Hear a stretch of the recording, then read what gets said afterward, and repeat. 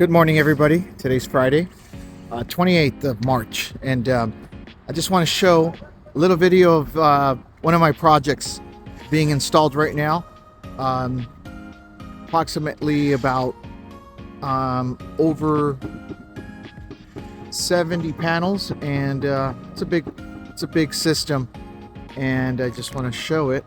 These are the guys installing the project right now, and as you can see right there, there's some digging, some trenching going on right there.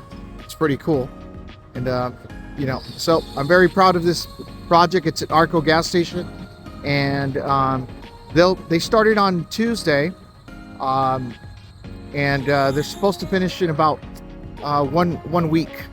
So we'll see how it goes. They haven't started. Right now they're starting to install right here where this man's at. They're not quite done on this side either, but it's getting done finally. Thank God.